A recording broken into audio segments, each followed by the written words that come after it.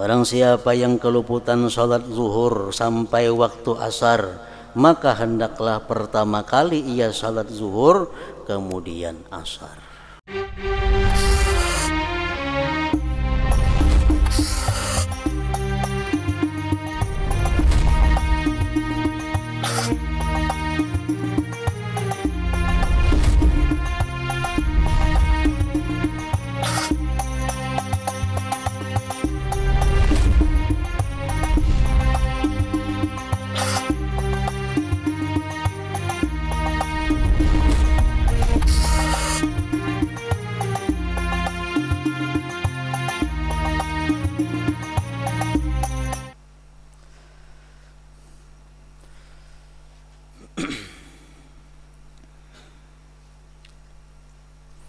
Masalah hadhihi masalah, ini satu masalah lagi.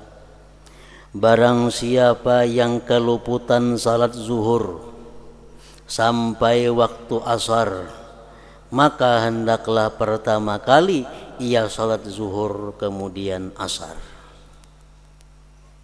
Kalau keluputannya zuhur itu karena sengaja, wajib mendahulukan zuhur sebelum asar. Kalau keluputannya itu kada sengaja, sunat mendahulukan zuhur sebelum asar. Contohnya nang kada sengaja, orang guring jam 2 siang, belum berjuhur lagi, belum berjuhur, jam 2 guring. Kebiasaannya jam 3 bangunnya, sampai jam zuhur dulu. Ini kenapa begitu bangun setengah 4, orang sudah asar. Orang sudah asar, kita berjuhur belum, taguringan tadi. Nah, taguringan ini ada dua, ada taguringan nang uzur, ada taguringan nang kada uzur. Taguringan nang dikatakan maaf itu adalah ya taguringan nang kayak tadi. Aku biasa guring jam 2, ini jam 3 bangun, itu sudah kebiasaan. Nah, guringnya, guring. Tabangunan jam 3:30 atau pukul 4, tinggal zuhur, belum berzuhur. Nah, ini sunat inya mendahulukan zuhur hanyar asar.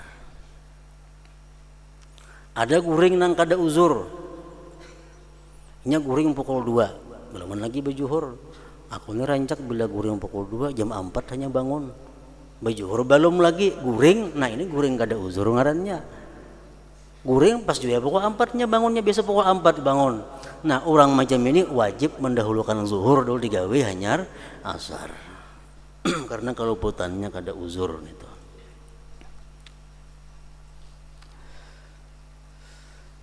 Barang siapa yang keluputan sholat zuhur sampai waktu asar, maka hendaklah pertama kali ia sholat zuhur kemudian asar. Jika ia memulai dengan asar, maka hal itu cukup baginya, tetapi ia meninggalkan sesuatu yang lebih utama dan ia masuk kepada samarnya perbedaan pendapat. Misalnya ini sudah terbangunan tadi 3:30, digawinya asar berdahulu, hanyar juhur dikada. Nah, ini cukup aja, cukup, cuma dia meninggalkan yang utama dan masuk kepada perbedaan pendapat ulama, karena ada mengatakan boleh, ada mengatakan kada boleh nang macam itu. Jadi nang baiknya qadaan dulu biriskan, hanya sembahyang asar.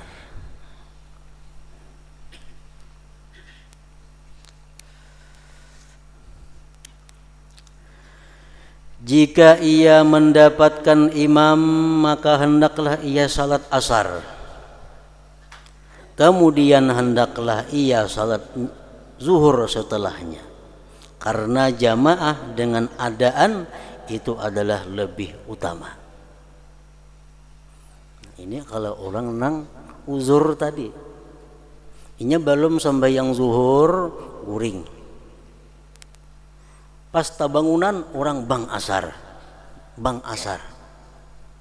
Kalau ku laksanakan zuhur, sembahyang asar kada sampat berjamaah.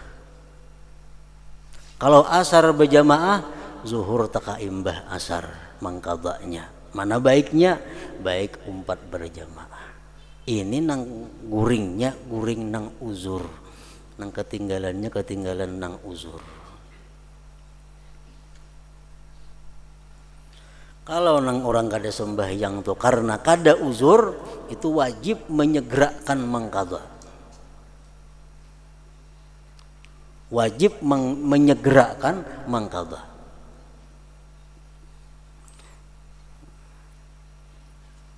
Menurut pendapat ulama-ulama fikih, orang nang kada sembahyang karena kulir, karena kesibukan, dia wajib secepatnya mengqadha sembahyang itu. Dan kada boleh melakukan gawian apapun sebelum mengqadha itu. Kecuali gawian nang kada boleh tidak digawinya, macam makan, qadha hajat dan semisalnya. Misalnya kesibukan, kada sembahyang zuhur, akhirnya tak asar. Ini wajib segera mengqadha zuhur, wajib segera. Kada boleh sembahyang sunat, kada boleh nerima tamu, kada boleh apa sebelum mengqadha dahulu zuhur. Karena zuhur ini ketinggalannya tanpa uzur, tanpa uzur. Kalau orang nang keluputan sembahyang karena uzur, nah itu sunat menyegerakan mengqadhanya. Orang yang meninggalkan sembahyang fardu karena uzur, sunat menyegerakan qadhaannya. Lain nang sengaja tadi. Makanya orang nang masih banyak qadhaan sembahyang fardu tuh diharamkan sembahyang sunat. Kenapa? Masih ada nang wajib dilaksanakannya dahulu. Kenapa nggawin nang sunat? Lain halnya orang sembahyangnya ketinggalan karena uzur, ayuha sembahyang sunat dahulu. Itu pun masih kada baik juga, tapi kada sampai kepada haram. Kalau orang masih ada qadhaan sembahyang fardu nang sengaja ditinggalkan dahulunya, haram sembahyang sunat. Itu pendapat nang kuat.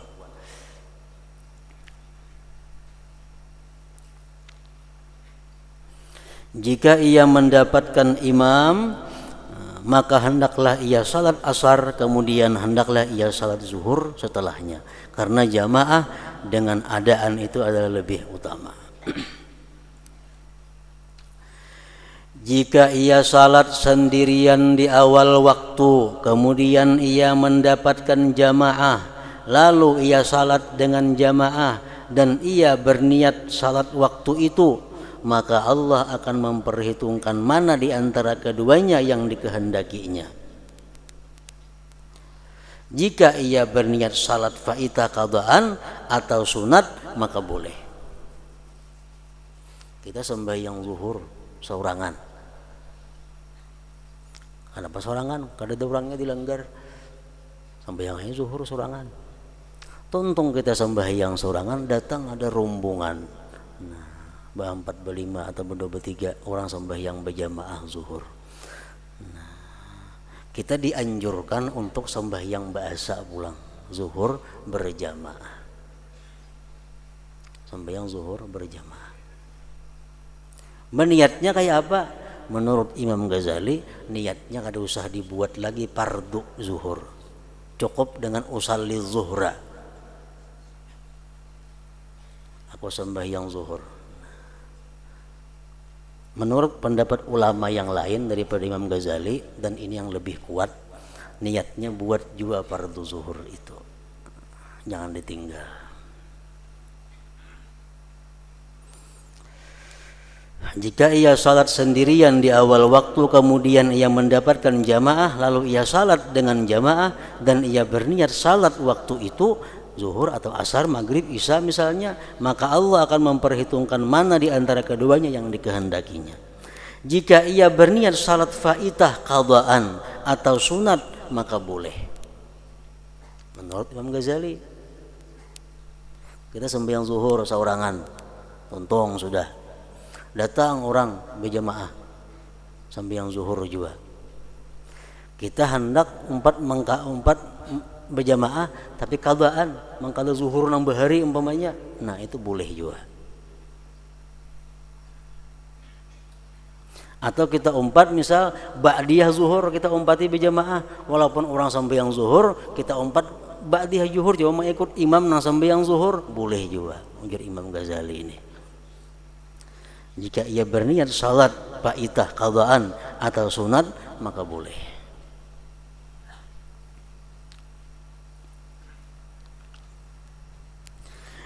Jika ia setelah salat berjamaah lalu ia mendapatkan jamaah yang lain, maka hendaklah ia berniat salat faitah atau salat sunat. Jika ia telah salat berjamaah lalu ia mendapatkan jamaah yang lain, maka hendaklah ia berniat salat faitah qadaan atau salat sunat. Kita sembahyang zuhur sudah berjamaah tadi, sembahyang zuhur sudah berjamaah. Datang pulang orang sembahyang zuhur berjamaah, umpat pulang kita berjamaah lawan ini. Nah, namun kita umpat berjamaah lawan ini, niat kita qadaan aja, mangkala zuhur yang dahulu misal ada ketinggalan, atau niatnya adalah sembahyang sunat tapi mengikut orang yang sembahyang berjamaah fardu. Karena mengulang salat adaan dengan jamaah pada kali yang lain tidak ada wajahnya, tidak ada jalannya. Sembahyang pertama sudah berjamaah, melihat jamaah umpat pulang sembahyang berjamaah lah, itu kada ada jalannya. Namun hendak juga umpat cuma qadaan ampun kita, cuma ikut imam atau sembahyang sunat mengikut orang yang sembahyang zuhur berjamaah. Nah, ini pun oleh pendapat ulama-ulama lain dilihat dahulu jamaah nang kedua. Misalnya aku sembahyang zuhur berjamaah, cuma jamaahnya bertigaannya tadi. Datang orang sabis 40 sembahyang zuhur berjamaah, nah itu boleh umpat pulang berjamaah nang kedua karena kualitas nang kedua lebih banyak orangnya. Nah, itu boleh. Atau misalnya tadi aku sembahyang zuhur berjamaah, imamnya orang biasa. Sekali datang rombongan nang kadu imamnya orang alim umpamanya, nah umpat pulang berjamaah ke situ boleh juga. Nah, itu pendapat ulama lain selain daripada Imam Ghazali ini. Hal itu hanya muhtamil kemungkinan untuk mendapatkan keutamaan jamaah.